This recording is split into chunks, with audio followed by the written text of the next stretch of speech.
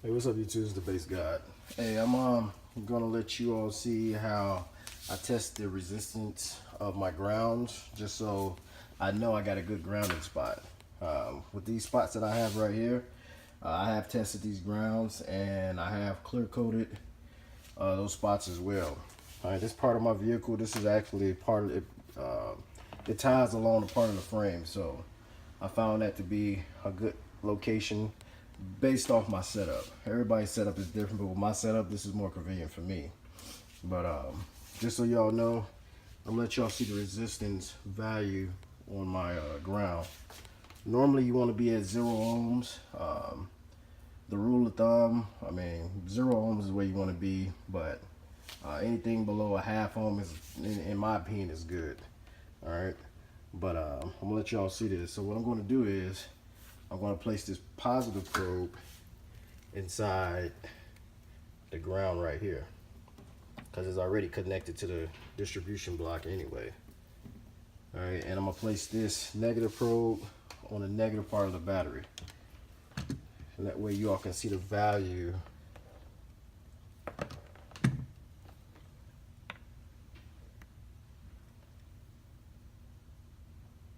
of how much resistance I have on that ground.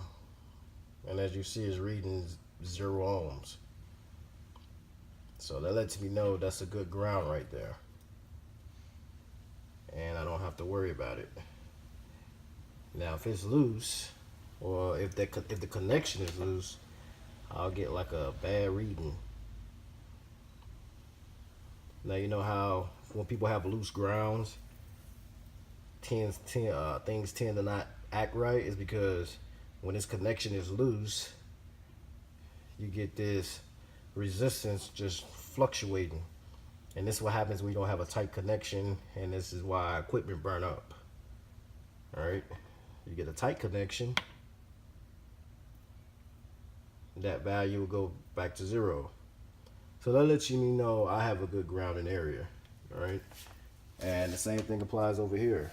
All right, I can tell this is gonna be my other grounding spot. I'll try to make this as tight as possible because I'm holding the camera.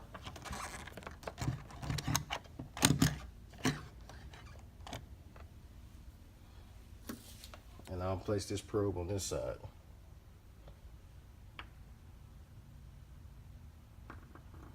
See, I'm not probably getting anything because my ground is not tight.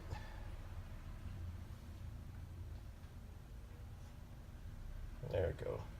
So you see I have the probe touching that on that, and I'm at 0 ohms. So that lets me know I have good grounding spots, and it's closest to the frame. So if anybody say that you can't ground to these areas, I call BS on it, because as you see, I just did a multimeter test, testing the ground areas to make sure my grounds are good, and this will stop your equipment from overheating, and it'll be a stable connection. So if you got any questions about this, hit me up. I might be doing my power wire today, or at least wiring the power from this battery to my power runs that's to my front battery. So stay tuned.